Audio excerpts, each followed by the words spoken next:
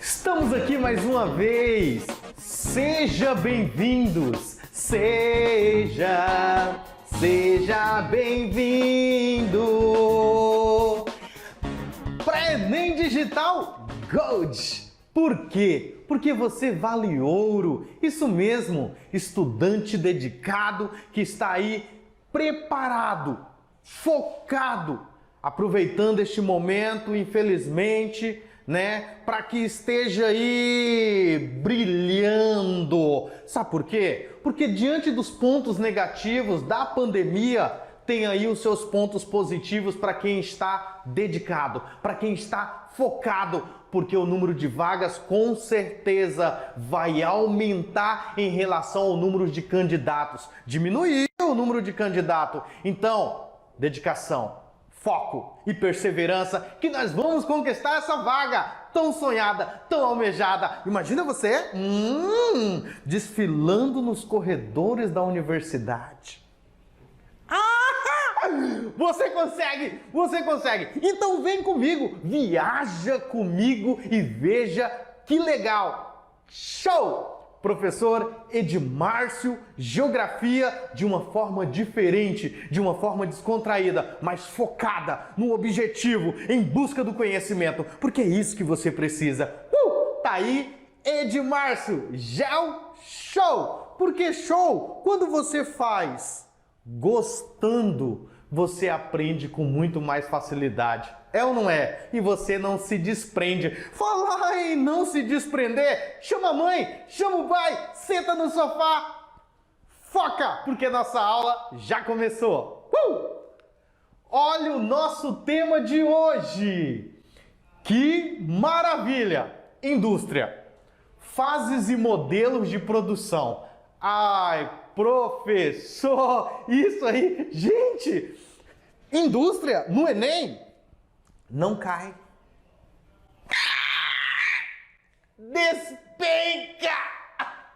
Sim, fizemos um levantamento, pessoal, e o Enem gosta dessa temática. Chega, chora, e fica fácil, sabe por quê? Porque você está aí diante de instrumentos, objetos à sua volta que veio de dentro de uma indústria, certo? Então fica fácil a gente aprender. A geografia é isso, a geografia é o seu dia a dia. É por isso que ela é um romance. Vamos embora? A indústria, primeiramente, definição dela. A indústria consiste em um processo de produção dentro de instalações e fábricas que transformam e combinam elementos para produzir uma mercadoria. Então vocês, por exemplo, estão vendo essa TV aqui. É uma mercadoria, mas para que ela possa ser feita dentro de uma indústria foi necessário diversos tipos de elementos. Ela passou por várias etapas, várias fases, até chegar aí na sua casa. Concorda comigo? Legal, né? Mas afinal, que elementos são esses? Porque é isso que o Enem vai buscar. Olha lá, gente. Olha lá. Primeiramente, força de trabalho. Sim, pessoal. Toda e qualquer mercadoria, para que ela possa ser feita, é necessário a força física do operário e a força mental. Isso mesmo. Junto com a força de trabalho, também como elemento nós temos os meios de produção. Pega aqui, ó, meios de produção é tudo aquilo que é utilizado para que essa TV seja feita em termos de materiais, de instrumentos. Os meios de produção, nós estamos se referindo às ferramentas. Que mais?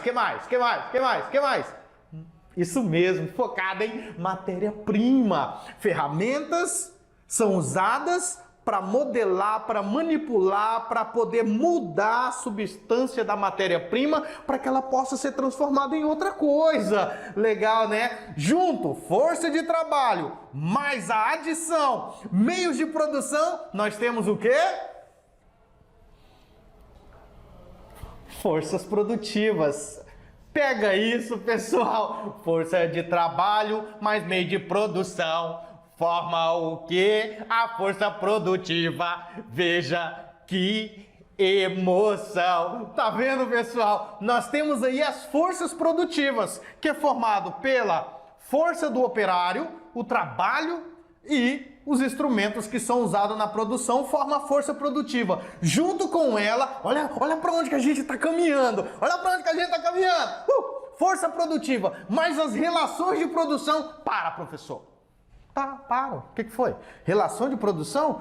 Pessoal, é muito simples. Esse trabalhador, lembra? Força física, força mental. Pessoal, ele, dentro do modo de produção capitalista, por exemplo, do modo de produção capitalista... eu já acabei de entregar um negócio aqui que não era para ter entregado, mas vem comigo. Ei, ele vende essa força. Ele vende essa força em troca de algo.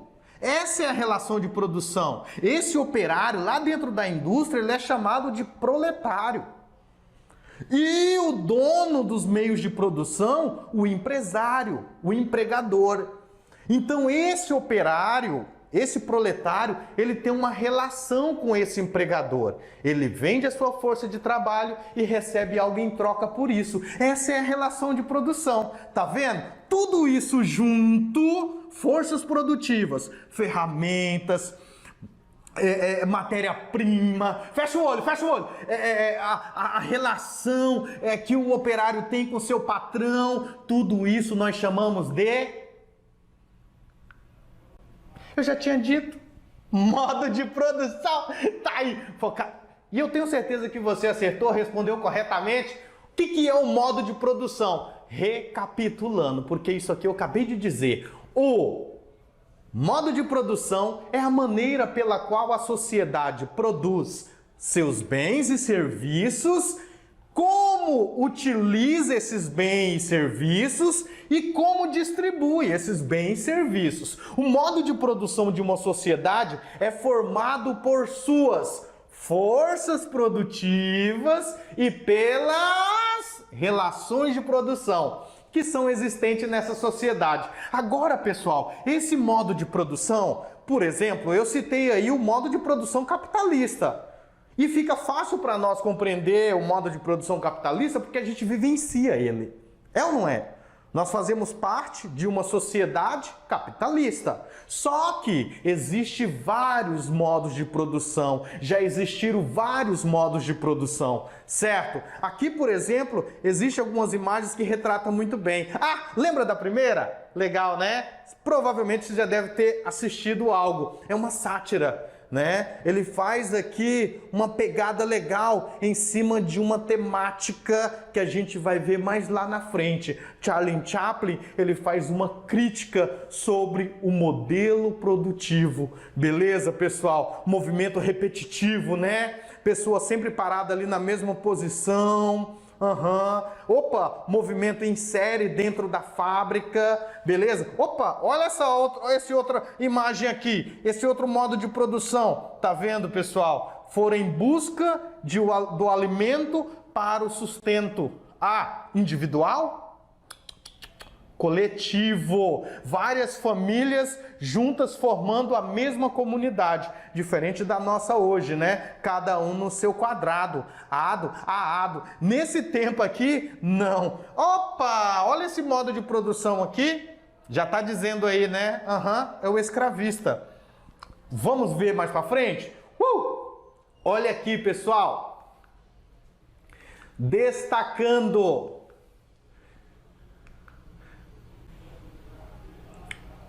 Olha o nosso modo de produção capitalista. O que caracteriza o modo de produção capitalista? São as relações de produção assalariadas. Isso mesmo. O capitalismo ele passou por várias fases. Aqui a gente destaca 4.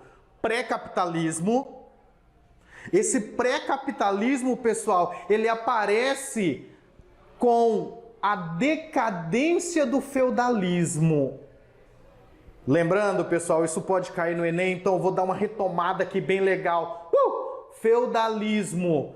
Existiam os feudos, né? Os senhores feudais, eles tinham uma relação com o servo.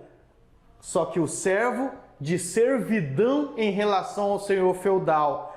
ele produzia e aquilo que era produzido era dividido. Mas, gente, uma divisão muito desleal, aonde, por exemplo, 1/3 da sua produção ficava consigo e o restante para o senhor feudal. Não havia ali até então uma moeda de troca. Essa moeda de troca ela vai aparecendo de feudo para feudo. Isso mesmo. Tipo assim, uma moeda cunhada dentro de um feudo, ela não circulava em outro. Foi aí que começou a aparecer comerciantes, pessoas artesãs que trabalhavam ali nas suas horas vagas. E, gente, hora vaga bastante diminuta, né? Porque esse povo vivia da agricultura, trabalhava demais. Só que o pouco que eles produziam, eles começaram a comercializar nas encruzilhadas. Isso é muito interessante, esse assunto, pessoal. E essas pessoas começaram a acumular.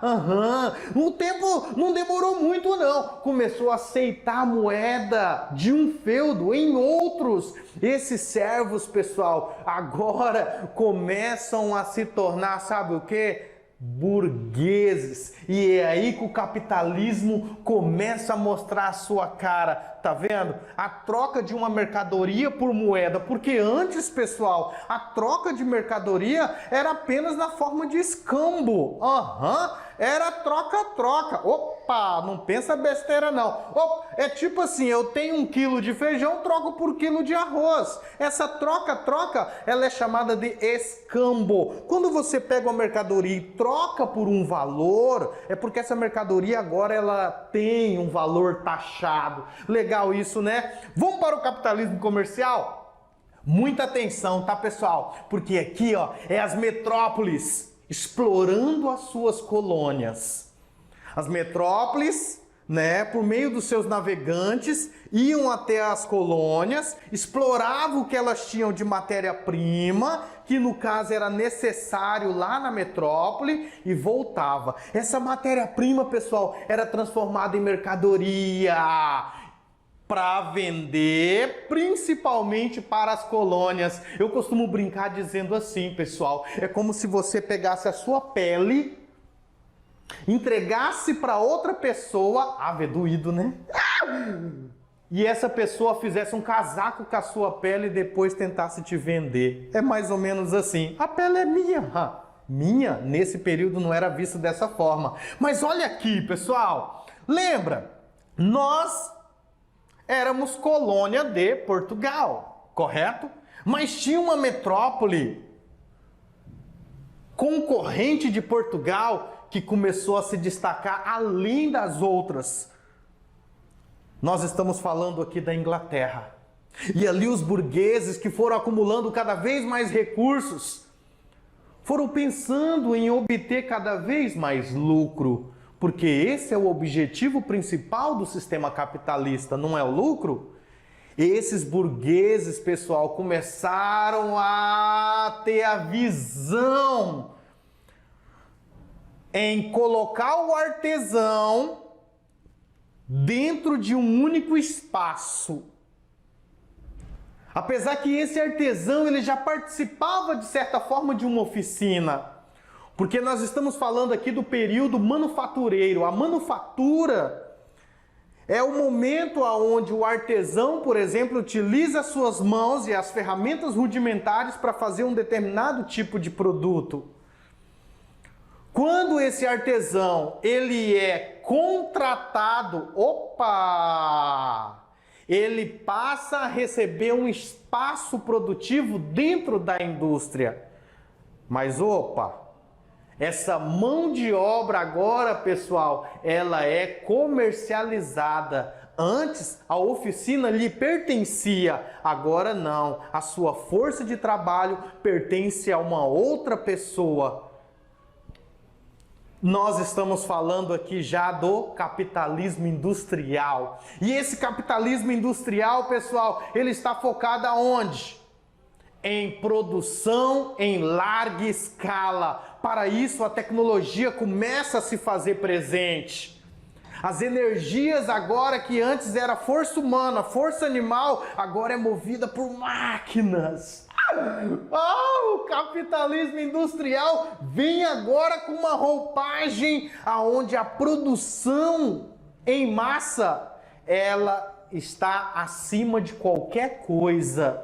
É por isso que começa a gerar vários problemas. Mas, pessoal, o burguês, ele não é esperto. O burguês que ele não é esperto. O burguês que agora se torna um empresário, ele é muito mais que esperto, porque ele começa a fazer uma relação com os bancos, que tem ali o poder do capital econômico. Então ele faz essa relação com os bancos para poder financiar a expansão das suas indústrias, a compra de mais máquinas, a contratação de mais funcionários, a busca de melhores matérias-primas.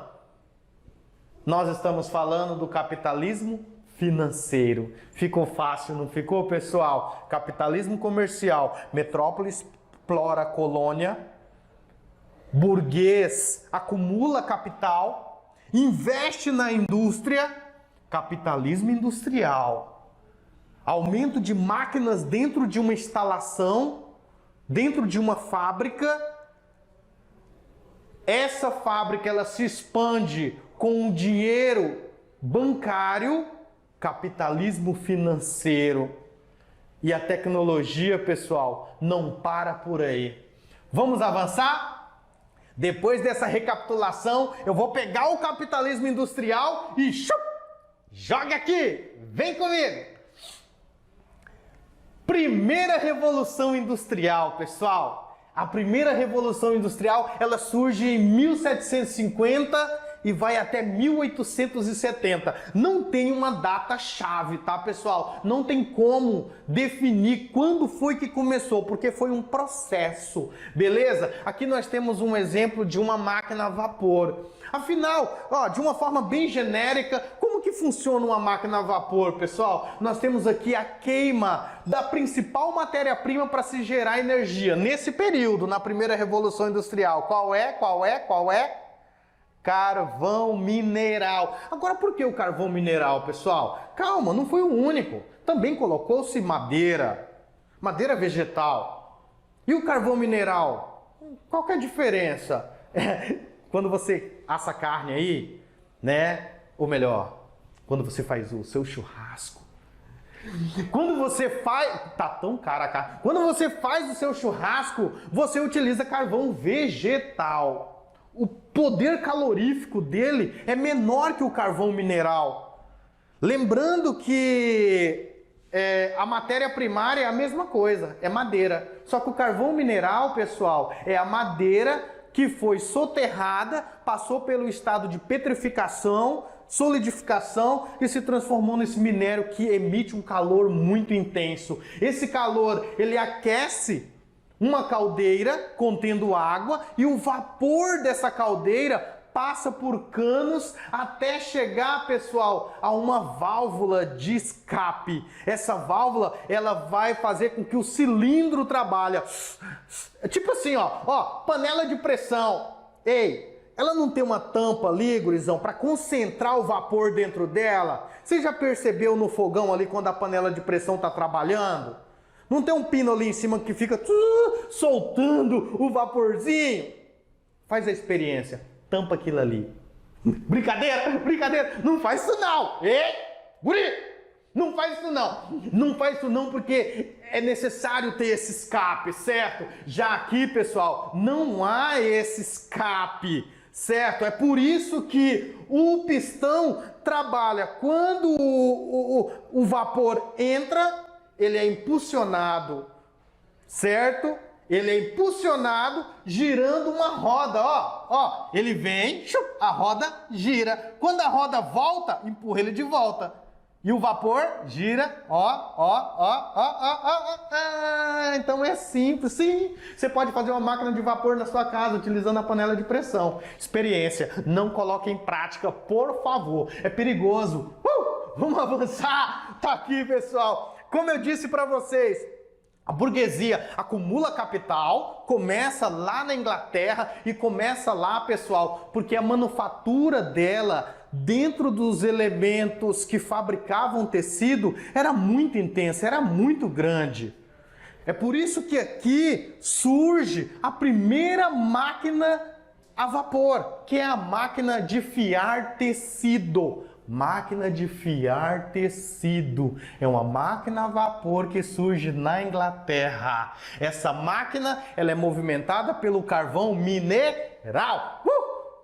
Oh, gente! Com a indústria crescendo, com essa indústria em expansão, é necessário dentro dela muita mão de obra. E essa mão de obra, ela vai vir da onde, pessoal? Ela vai vir da sua concentração maior, que é na zona rural. É aqui que há o seu primeiro êxodo rural, a saída das pessoas do campo em busca de trabalho na cidade. Só que tem um porém, os nossos dirigentes públicos ingleses não estavam preparados para atender essa massa. É aí que começa a surgir vários problemas urbanos. Há uma aceleração também nos meios de transporte, viu, pessoal? Maquinofatura, artesanato. Pega a sequência que vai estar lá no Enem. Pega a sequência. Artesanato, manufatura, maquinofatura. Artesanato. O artesão, ele é responsável por todo o processo, até pela coleta da matéria-prima, por exemplo, lá na floresta. Ele vai fazer um chapéu, ele vai lá na floresta, busca essa matéria-prima, se for de palha, se for de couro, ele vai retirar a pele da ovelha, do gado e vai fazer ali o que é necessário. Na maquinofatura, pessoal, essa seleção não é por sua conta, ele é especializado somente em uma tarefa. E na manufatura? A manufatura, pessoal, já acontece dentro de uma oficina. Só que eu sei fazer as outras coisas, porque eu sou um artesão. Olha só. Então é o artesão que está lá na sua casa, aí ele se junta com outros artesãos numa oficina, e essas oficinas, elas são engolidas pela indústria. E esses artesãos são levados lá para dentro da indústria, só que agora para fazer uma única função.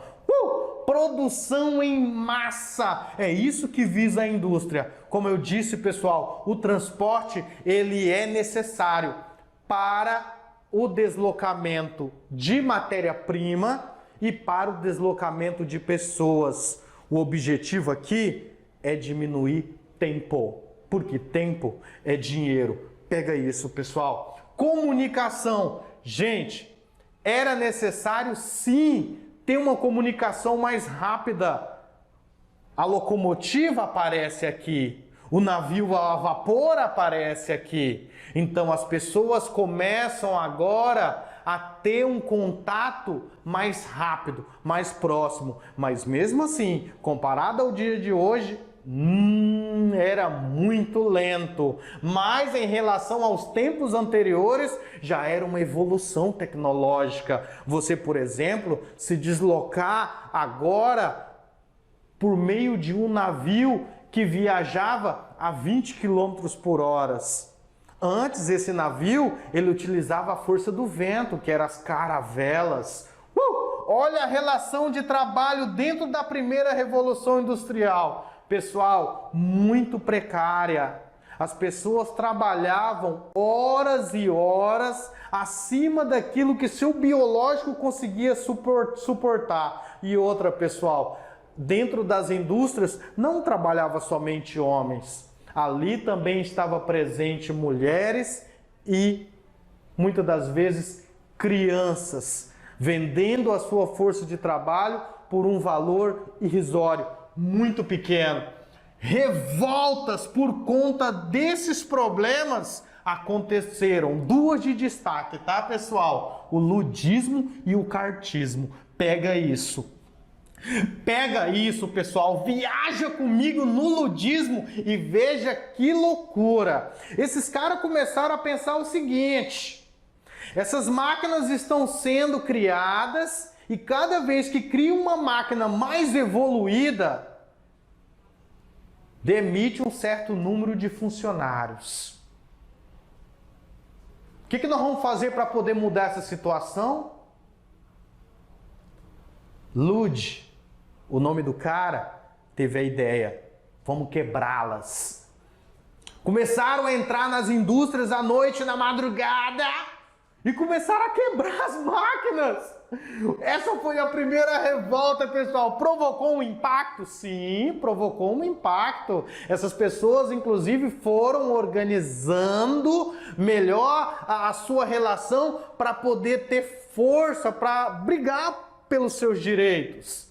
Inclusive, a própria cidade também começou a se organizar melhor para atender essas pessoas. Saneamento básico não havia. É por isso que as doenças se alastravam numa velocidade muito rápido. Até achar uma vacina, até achar uma cura, milhares de pessoas morriam. Insalubridade era o que mais tinha. E o cartismo?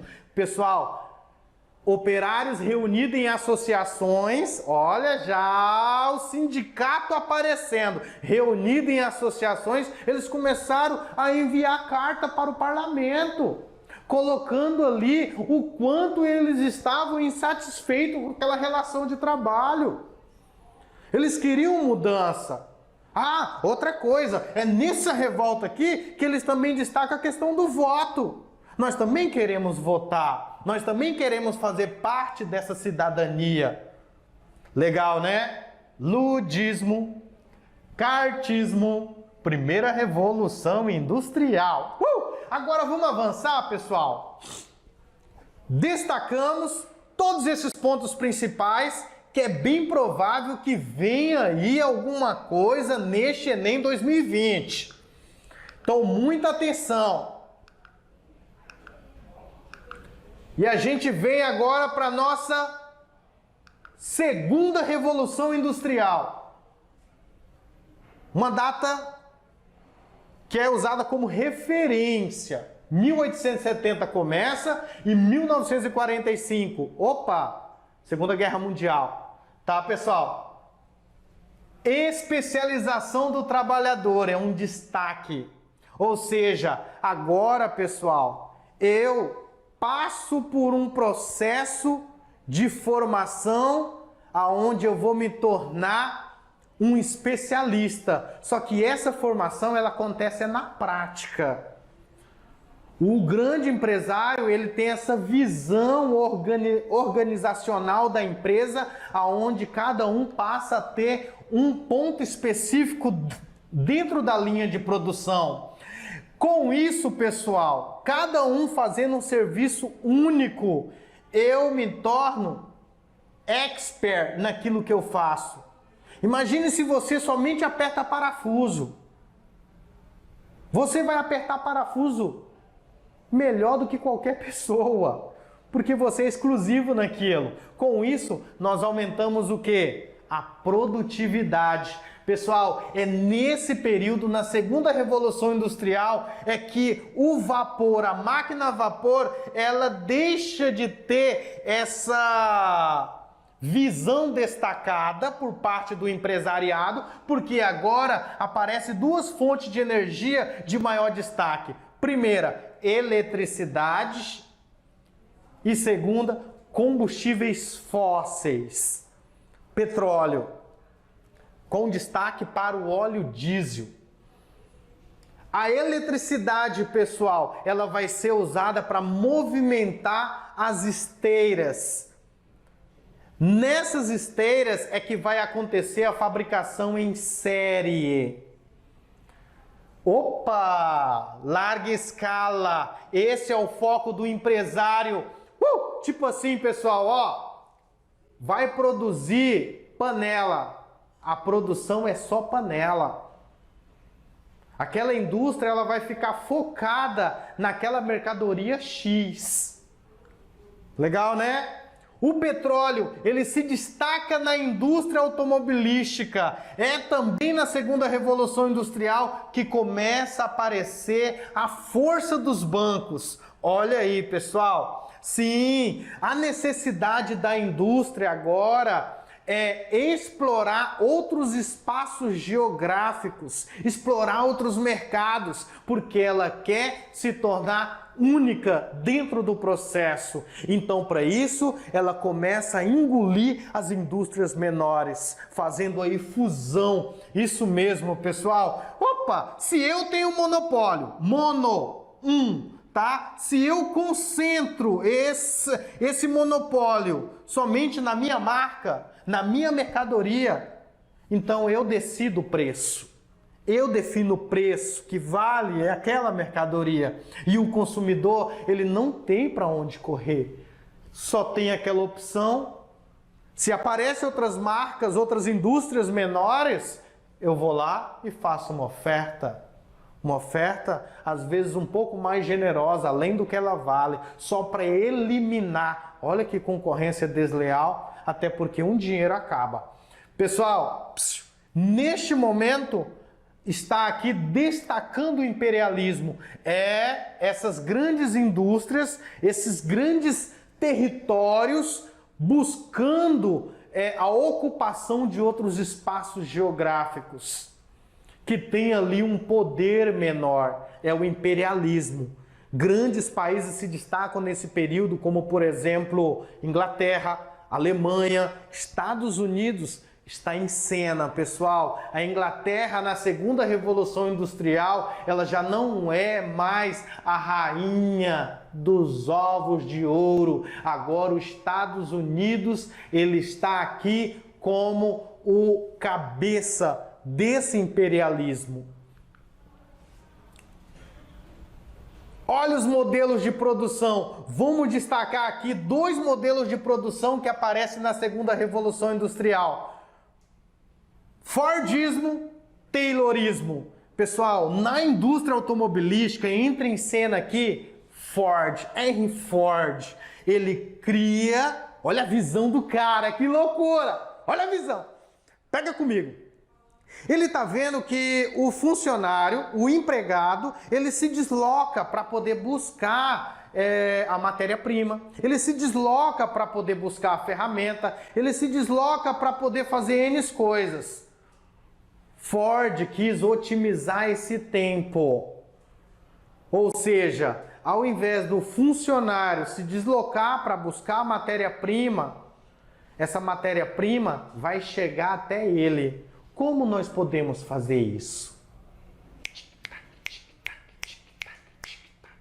Esteira! Isso mesmo, apareceu a esteira. Ele pensou assim, ó, vamos colocar, olha, dentro da indústria automobilística, vamos colocar um chassi de um carro dentro de uma esteira, em cima de uma esteira, e esse chassi, ele vai passar por vários funcionários, cada um executando uma função, certo? Isso mesmo. Eu, por exemplo, vou apertar a roda, apertar a roda, apertar a roda, apertar a roda, apertar a roda. O outro, antes de mim, colocou a roda, colocou a roda, colocou a roda, colocou a roda. Tá vendo, pessoal?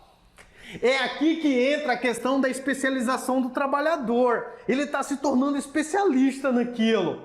No final da linha de produção, quando esse chassi ele finaliza lá, está o carro pronto. Inclusive naquela imagem destaca ali o filme Tempos Modernos de Charlie Chaplin, que mostra essa sátira. Muitas vezes o operário nem sabia o que acontecia lá no final da linha de produção. Até porque dali ele não poderia se deslocar, a não ser para poder bater o ponto e ir embora. O seu tempo de descanso era muito pequeno. Nossa, que tempo, hein? Tempos modernos. E o Taylorismo? Taylor teve o pensamento assim: vamos preparar o nosso funcionário para executar uma função dentro de um tempo. Taylor, tempo. Ford, Fordismo, esteira. Taylor, tempo. Como assim? Lembra o que aperta a roda? Ele vai ter que apertar a roda, por exemplo, em 10 segundos. Essa é a meta. Atingiu a meta, 10 segundos, mantém no emprego. Ah, ele aperta 10 segundos, vamos puxar para 8 segundos e ver se dá conta? De repente, aquele operário está apertando a mesma roda em 8 segundos. Vocês já analisaram, por exemplo, como funciona um pit stop de Fórmula 1? Cara, Ayrton Senna, que Deus o tenha, ídolo, fantástico. Gente, aquilo ali me deixa encabulado. Aqueles caras, eles batem recorde em cima de recorde. Já imaginou? Isso é uma especialização do trabalhador. Legal, né? Fordismo, esteira, Taylor, tempo. O tempo cronometrado. Legal, né? Vamos para a próxima? Terceira Revolução Industrial, a partir de 1945. Término... Você observou? A primeira Revolução Industrial começa e termina. Segunda Revolução Industrial começa e termina. Terceira Revolução Industrial não termina? Por quê? Por quê? Você que está aí no sofá, diga para mim por quê. Porque não acabou ainda. Nós estamos vivendo ela. Começou após a Segunda Guerra Mundial. E pessoal, como sempre, avanço tecnológico. Outra, essa passagem de uma revolução para outra revolução não tem como definir um marco radical. Não tem como. Cuidado lá com o Enem. Se alguém elaborou alguma questão nessa linha aí, fique atento. Quer fazer pegadinha contigo. Mas como você aprende em Digital Gold, você não cai nessa. Né? E eu tenho certeza que se cair, falar bem assim, que há uma divisão radical entre as revoluções industriais, se cair uma questão dessa, olha para o fiscal. Olha para o fiscal. Pode olhar para ele, olha para ele. Chama ele. Ei, fiscal. Sabe onde que eu estudei?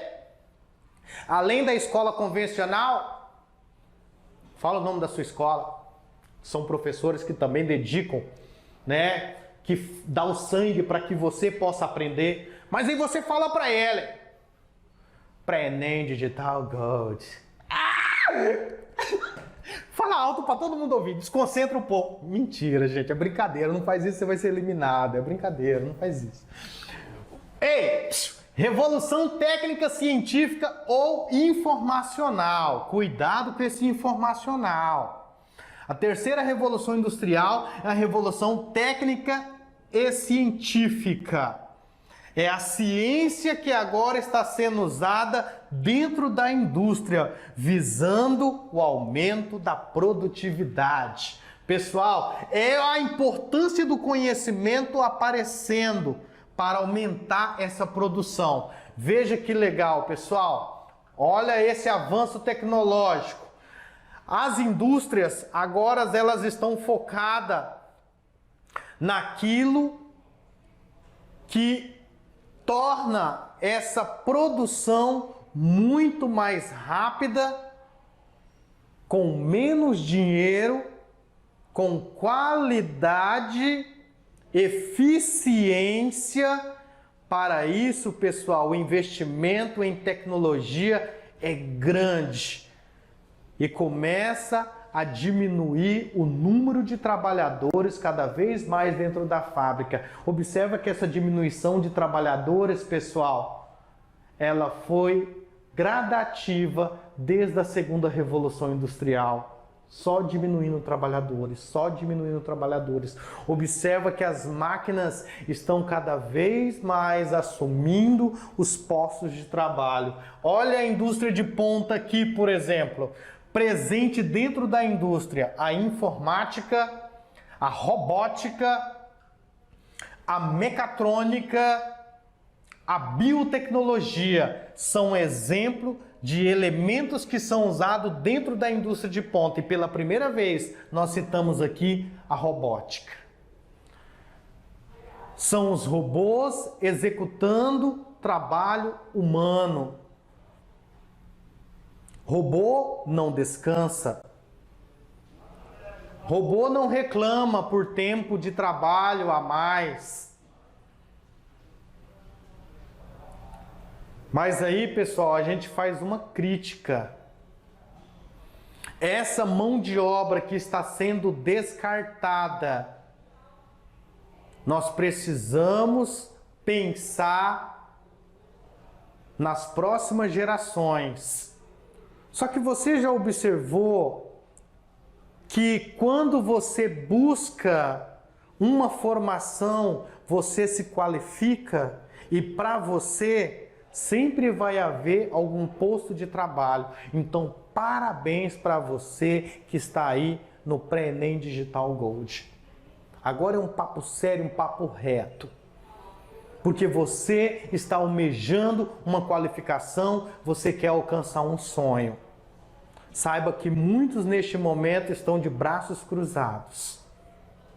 Está no sofá assistindo Pré-ENEM Digital Gold?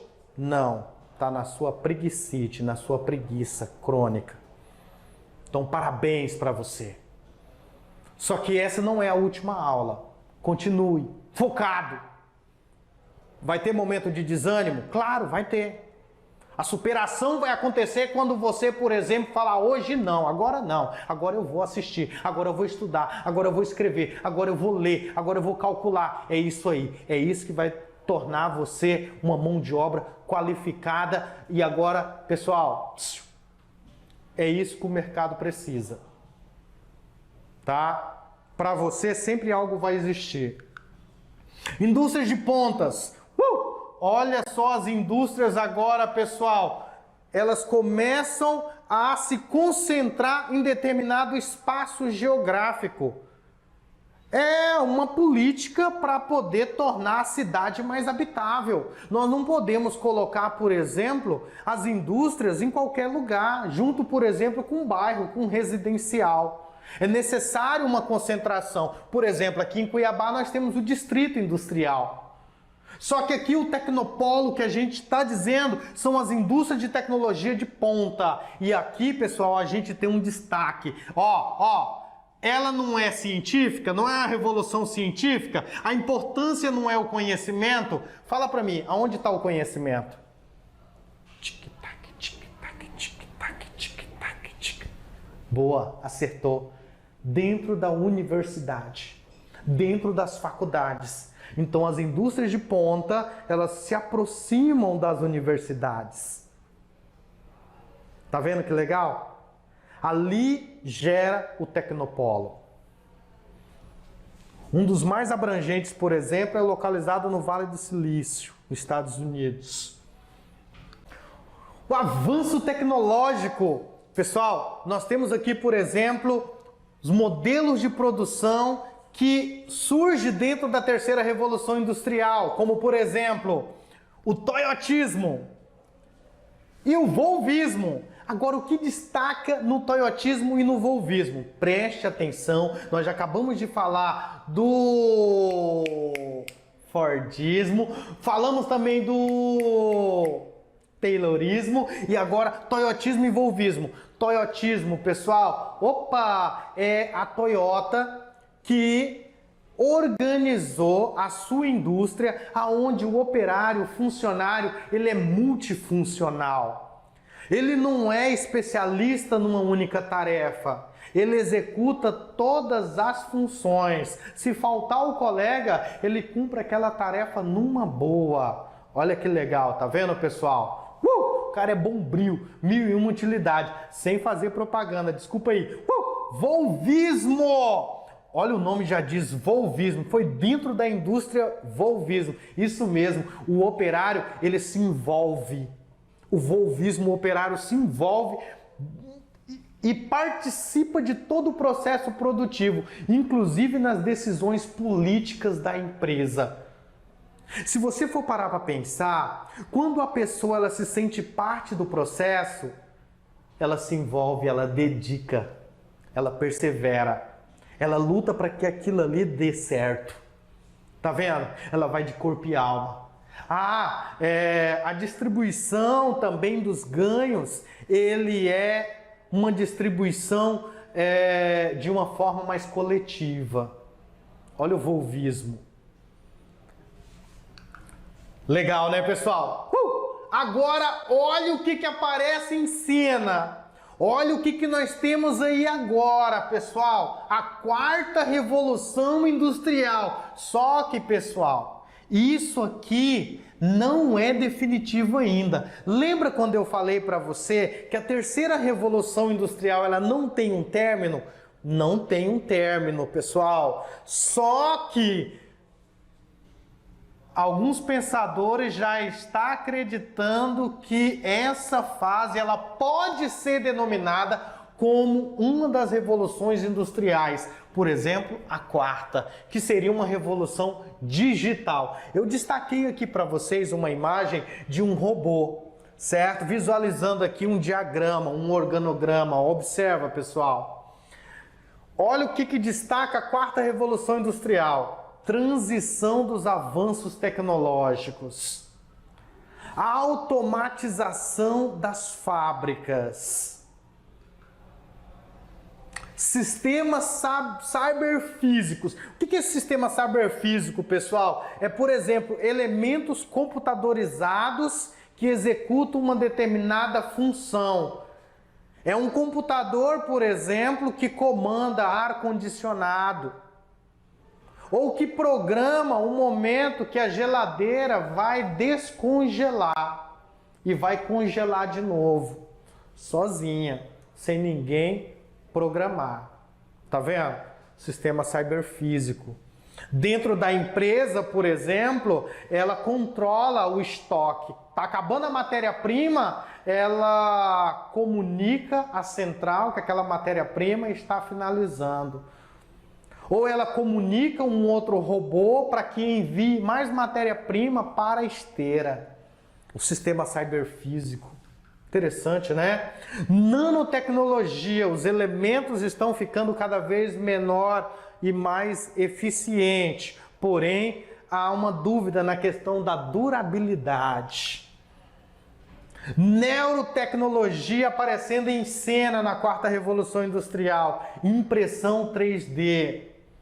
3D, 3 dimensões, certo? As 3 dimensões é largura, é altura e é profundidade. Biotecnologia em cena, pessoal, principalmente no âmbito da genética. Inteligência artificial, meu Deus, me dá até medo disso, porque imagine se um robô, ele se autoprograma ao ponto dele achar que você não é melhor que ele, que você não deve pegar nele. Que ponto! Nós devemos pensar muito naquilo que nós estamos criando. É previsão, é previdência, né, pessoal? Eu, Robô, é um filme de ficção, mas e aí? O filme Eu, Robô, com Will Smith, será que tudo aquilo ali é ficção? Ou um dia aquilo ali pode se tornar real? Tá vendo a transição? Legal, né, pessoal? Todos os elementos interligados formando aqui a quarta revolução digital industrial. Ok? Legal, pessoal! Vamos agora para o nosso desafio da revolução industrial. Focado e muito rápido, e vamos ver se você está antenado. Olha só. Um fator que contribuiu decisivamente para o processo de industrialização na Inglaterra do século XVIII foi fator decisivo, a acumulação de capital devido à exploração colonial praticada pela Inglaterra através do comércio. Letra A. Sei não, hein? B. A concorrência tecnológica entre ingleses e americanos que estimulou o desenvolvimento econômico. Olha a B. Sei não, hein? Letra C. A expulsão das tropas napoleônicas do território inglês que uniu os interesses nacionais em torno de um esforço de desenvolvimento. D. O movimento ludista lá na Inglaterra com a destruição das máquinas consideradas obsoletas ao incentivar a invenção de novas máquinas. E aí, a abertura de mercados na Alemanha e na França para a Inglaterra por meio de um acordo comercial conhecido por Pacto de Berlim. Pessoal, um fator que contribuiu para o processo de industrialização na Inglaterra, quem pensou na letra A? A de amor, B de baixinho, C de coração. Quem pensou na A, pensou bem e acertou. Parabéns, show de bola. Vamos para número 2? Olha o número 2, bem facinho, bem rápido. Desafio da Revolução Industrial. Assinale quais dos procedimentos abaixo mencionados não, cuidado com esse não, fazem parte dos avanços produzidos pela terceira Revolução Industrial. Então, quais dos procedimentos não faz parte da terceira Revolução Industrial? Terceira, hein, cara? A última. Olha eu, terceira. A, biotecnologia. B, automação industrial. C, uso de combustíveis fósseis. D, química fina. E, robótica. Quem disse combustíveis fósseis? Acertou! Valeu! E agora, pessoal, a gente vem para o nosso fim. E que bom que você esteve todo esse momento acompanhando a nossa aula. É um fim que é apenas o começo. Pense dessa forma. Tá aqui, professor Edmárcio Neres da Silva, segundo a minha mãe, né? É de show para você viajar comigo. Pré-ENEM Digital Gold. Por quê? Você sempre vai valer ouro. Fui!